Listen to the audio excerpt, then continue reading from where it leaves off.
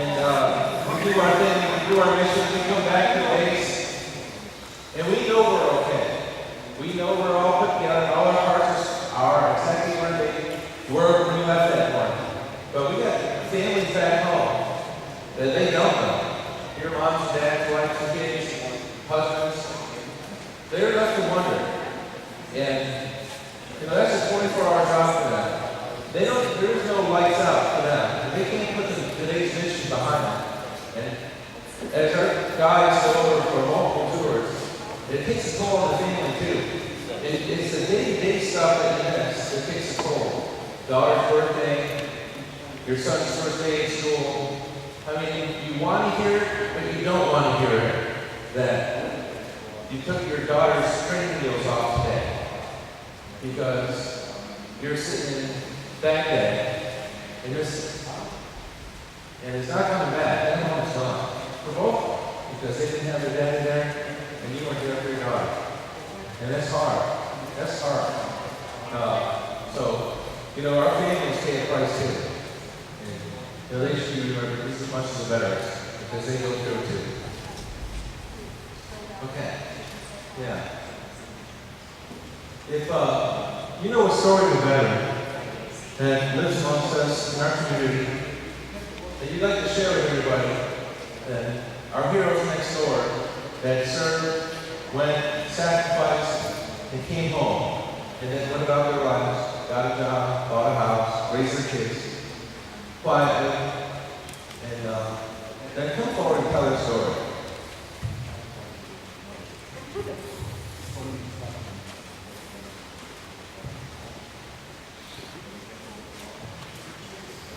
I wanted a chance to tell you guys a story from one of the people that we helped in our organization.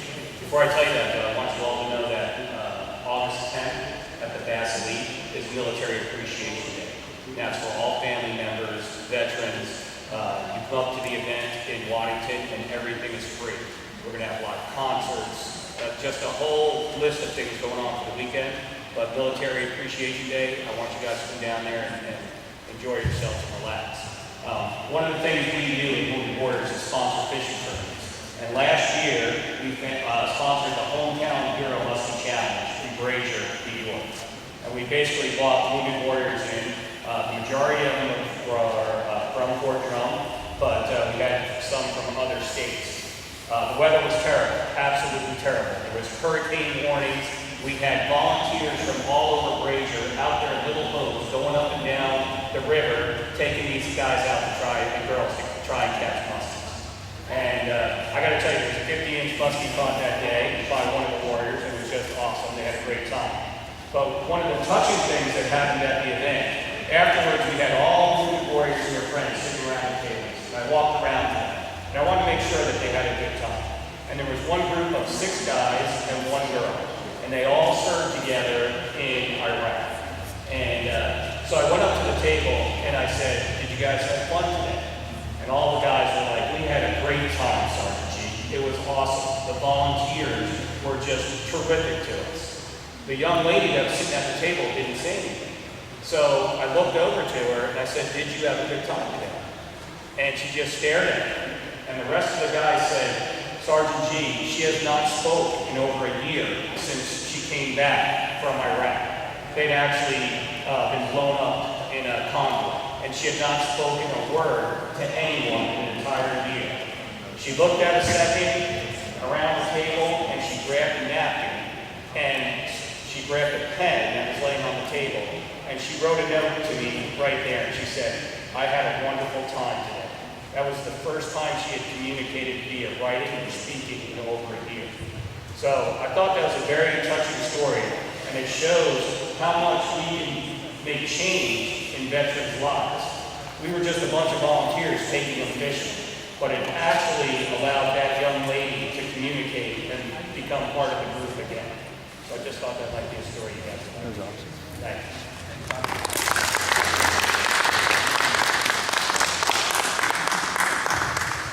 I got another one. Right across the street from my house on Oak Street, right down in the neighborhood here, right across the street lived the Vet 6. They were there the whole time I was growing up. Never knew anything about it. And then when I was about 11 years old or so, and the Vet 6, they're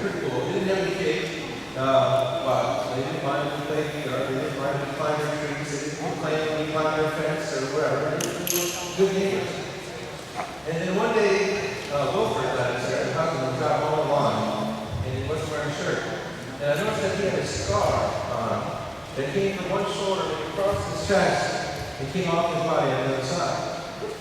And, 11, 12 years old, and I asked my mom what happened. I said, it was unusual, a big, thick scar. And it was, the story I was told then was that he was a Marine, he was an Army artilleryman in Guadalcanal in 1942. And he was firing his guns on Guadalcanal one night when the Japanese did a banzai attack. And he made his guns to the last, and that scar was from a samurai sword. And he was slashed with while he was defending the American lines in 1942.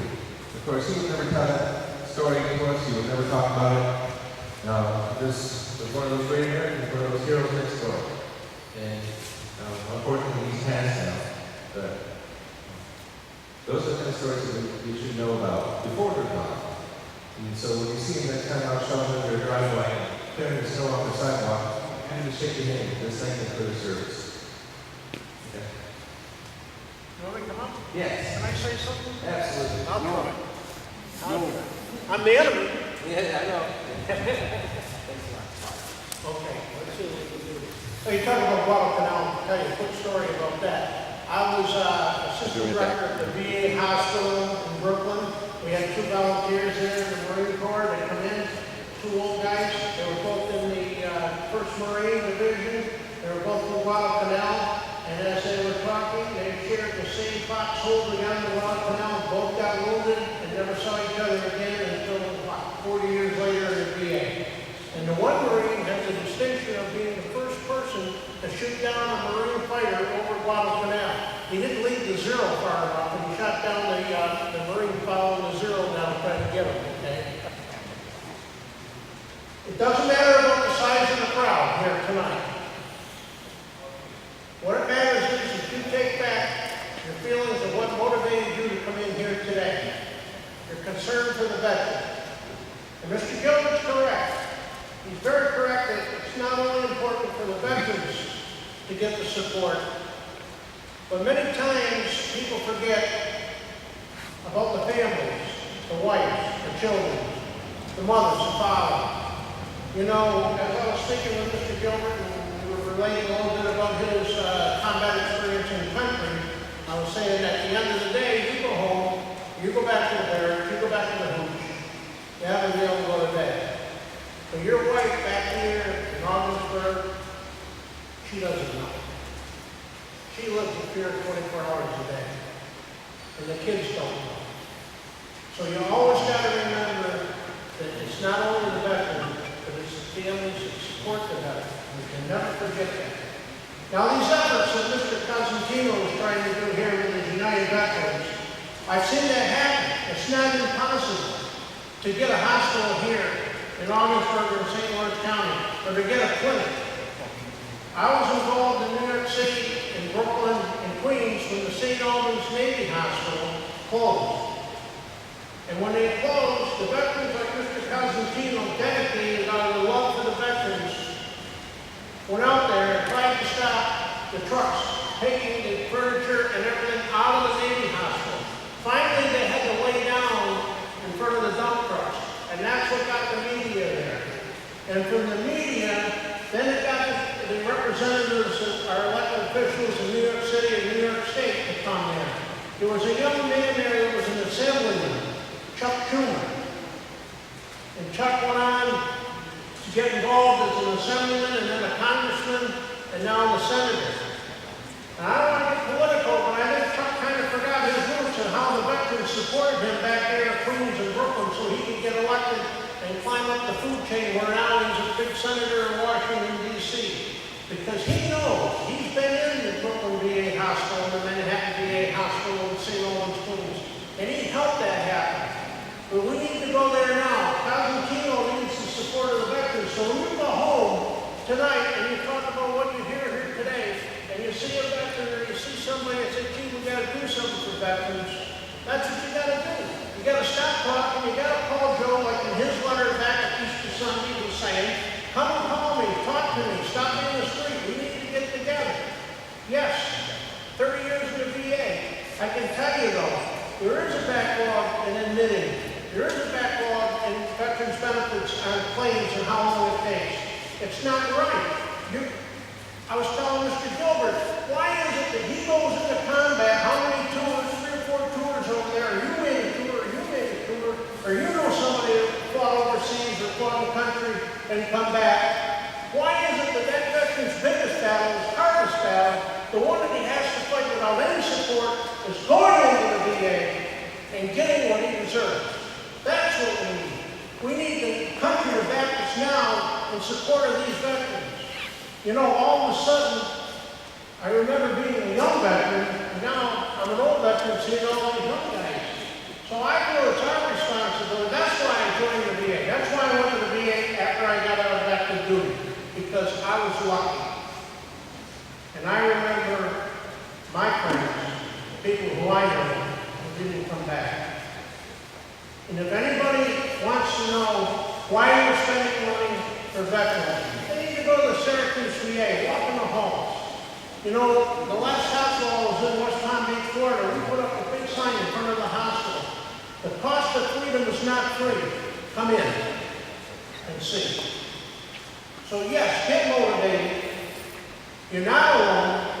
You got to talk. It just takes one person like Joe to get to another veteran, to a wife, or somebody that knows, or Mr. Gilbert here. You got to back him up. He said he got this idea this past weekend, and you can't get discouraged because these people here. You got to keep going forward because you got it in your heart, and there's nothing you can do about it now because you got that burden.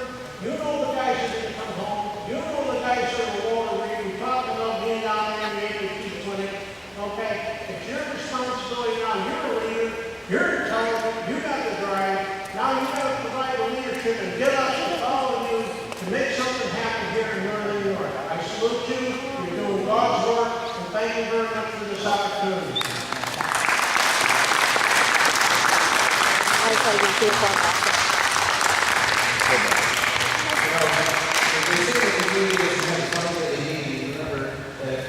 Up in Washington, all funding starts in the House of Representatives. And it's unfortunate that our representative couldn't be here tonight. I know that our Congressman Phil Owens was invited twice to come and declined to attend. But He been with us 9 times. well, and so he's been traditionally he's has supported veterans for the board. So and anyway, so how about one more? Do we have one more story from a veteran out there?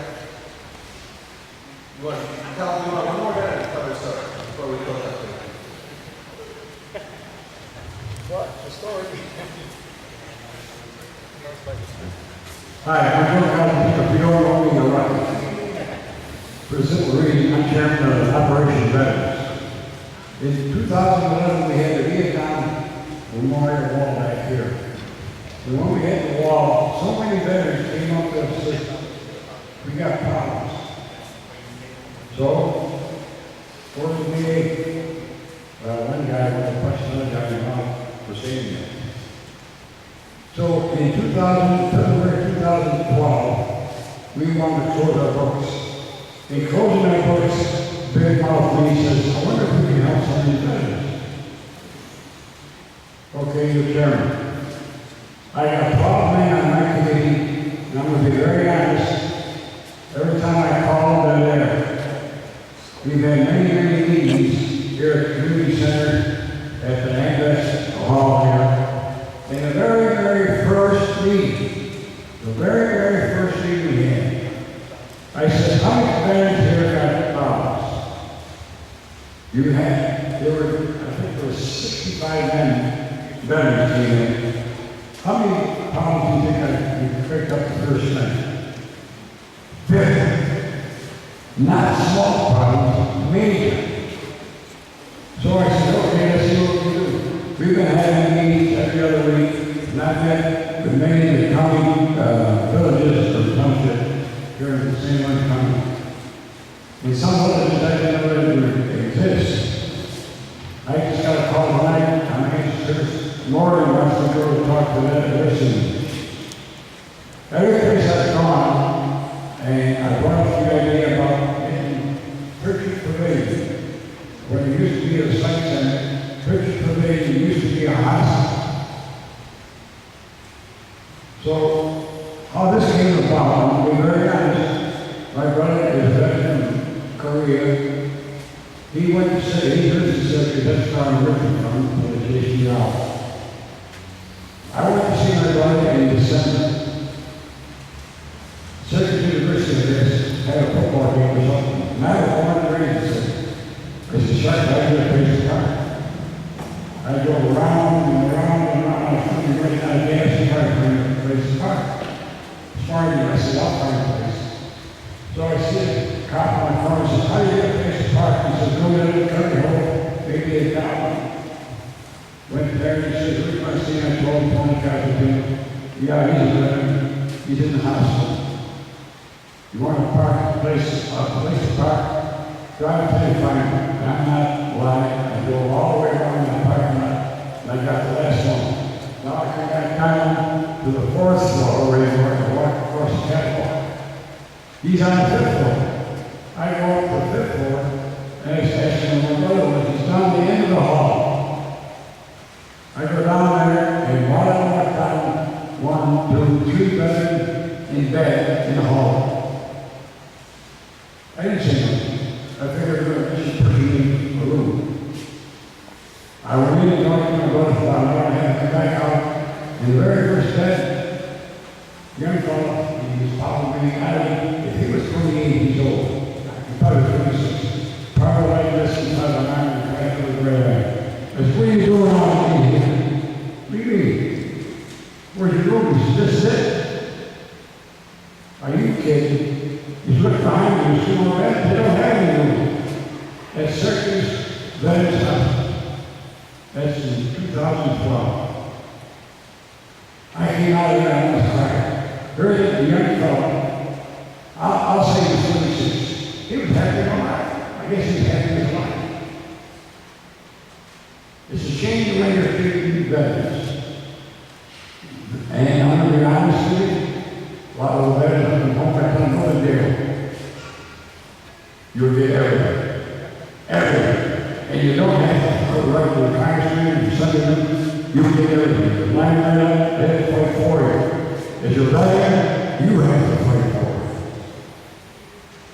Go back to Pritchard, not to change the subject. If we can get Pritchard Pavilion as a veterans hospital, it wasn't a hospital, it was a section. There's 3 floors, fairly new elevator, which is good. Rooms can be changed. We went through it. I had Sam Stitzer and Todd Roosevelt from Albany, they went through it. They're veterans, you know. Veterans ministry, I got the records and tell about it. I don't know. They came in and said, it was up to us. We had a hospital today. This is really the last one. We got the idea. Right where the hospital is, across the driveway is the alcoholic unit. Still in operation. Around the corner, I can show you down the map. Right around the corner is a section. Everything they need for a veteran. A lot of parking lot. The other thing that they've got, anywhere in Pritchard, you've got a perfect view of the St. Lawrence River. And a lot of parking space. There's also other buildings, but some of those not going to be able to be used because they're beyond repair. There's another building there that I thought was very, very good, the director's home. That one I'd like to see made into a veterans museum. Somewhere down the line. Although saying, Albany said, you may get the museum before you get the hospital. I said, you realize how many veterans have got medals, stories, they can put in the museum. A lot of people, I go to the museum, I read everything. It's something to see. We've got a lot of potential. Now, the other thing is, in St. Lawrence County, in case you don't know, there's 9,000 veterans, a little over 9,000 veterans that need help. The 3, St. Lawrence, Jefferson, Lewis County, and one of the others, there's 50,000. I got papers to show it. 50,000 veterans in this area that need help. They have to go all the way to the scene, 30 miles from Ogdensburg. Go to the scene, get a piece of paper, to go to surgeons. You don't have an appointment, but you go to surgeons anyways. When you get to surgeons, you might see somebody hanging out. And if you go down the D&B bus, they leave Ogdensburg. The drivers, they're not here tonight, they're probably on the road. They leave Ogdensburg 4:30 in the morning. They go around San Francisco and pick up whoever they have to pick. Now don't forget, they leave here 4:30 in the morning. Now they drive all the way around San Francisco and drive to surgeons. His appointment is probably 9:30 in the morning. Your appointment is 3:30. You can't leave it until everybody's all done. Some of them don't get back home till 7:30 at night. That's a shame. I don't care if they're in good shape. He's in good shape. He can't take it that long. I can. I've been very, very fortunate. I'm over the hill, but I'm in good shape. With my games, I hang around with all of them. They always ask me, what war are you in? Everybody says Korea, Vietnam, down the line. I took my hat and I said Civil War. And now they introduced me to joke in Civil War. But I was in World War II, I was fortunate to live in London. I came home and I've been very good health process. But there's so many veterans. I don't care what branch of service you're a veteran. First, you should be getting the treatment that you deserve. Not, if someone says that they're a weapon and and I say if you go to jail, you get even more. I told somebody, I told you about a woman who works at psych center or prison. Last week they had prisoner in. He said, I'm not going to my room. And there was a guard. I said, why? I want to see what's in it. What do you want? I want a television, I want a telephone, I want a desk, so I can drink. And this person said, you know what I want? So we said, we'll take care of it. If that was a letter, it's a get in there and stay there, shut it. That's not the way. I feel sorry for so many veterans in St. Louis County who came up to me. He says, need help. In fact, I had 3 guys, one in kidneys, one cardiac, one punched me out. There's a 4. He said, you're a veteran administrator. Whoa, wait a minute, you're the wrong guy. I used to volunteer. This one guy, he was big. He had to be almost 7 foot, maybe 9 foot after. He says, oh, I'm sorry, you apologize. He says, we don't even go to Veterans Hospital. We don't even go to the clinic anymore. The paper, the regular name on a piece of paper isn't worth it. It's a shame how the veterans are being treated. And I wish I had known sooner to call me. I could have quite a few people here tonight. But it was one of the brain night. I don't know if they're all out there. But I used to get 50, 60, 70 people just put it in the paper. But one thing I gotta say, it's time that all veterans start sticking together, all veterans clubs. When we first started, we worked with all the veterans clubs, and I have sent letters to 27 legislators. 27. Some answered, some didn't. Some says, you're in the wrong country. Well, one of them told me, St. Louis County here, I said, you realize St. Louis County, the largest county in New York State, and the second, or first largest county east of Mississippi. And they ignore us. All. I met with so many politicians, I think sometimes I'm running for office. But I'd like to thank everybody that came tonight. It's too bad we didn't have a bigger crowd. I wish I had known sooner. 3.5 more people. could have held it probably at the index. And thank everybody that came. And I don't know if you got any questions, anybody want to see some pictures of what I'm talking about? Glad to show you. Oh, the other thing before I forget, I don't know, a lot of people know there's a veteran cemetery right here. Right here in St. County, right on, we have a veteran cemetery. I'm on that committee. We got finished the Memorial Day, we put out 400 flags in veterans' graves. The rest of the household veterans are we put out another 2,000. And when we did that, it was a beautiful ceremony. Years ago, the veterans cemetery, nobody knows about it because the rest is this time. Nobody took care of it. Veterans cemetery, nobody took care of it. Then we started getting a couple of people, and then my kid says, let's go out there and clean it up.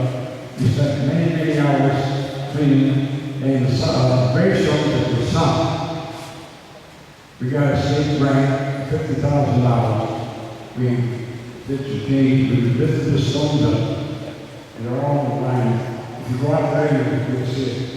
And Memorial Day was a fantastic day.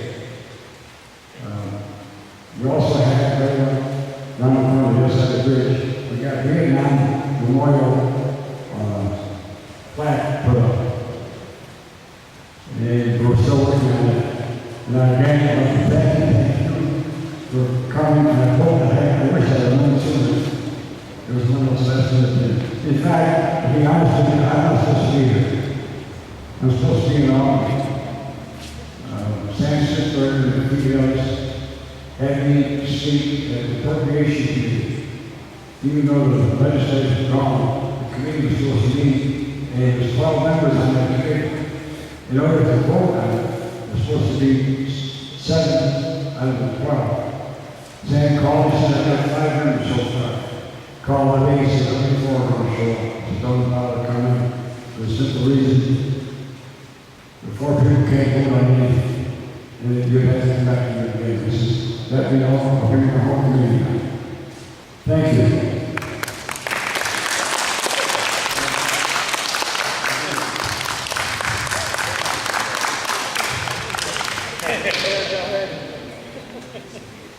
Thank you, sir.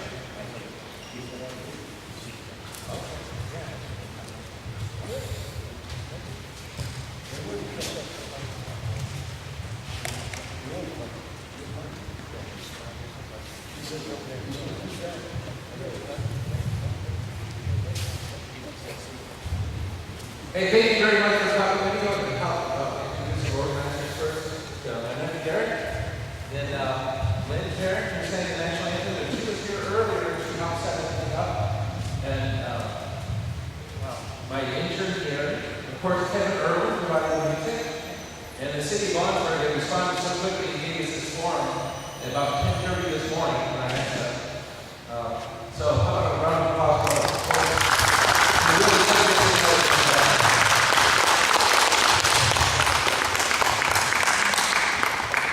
Well, you know, now, going tonight and tonight. When we go away tonight, remember that the veterans who gave so much deserve all of our attention and all of our support.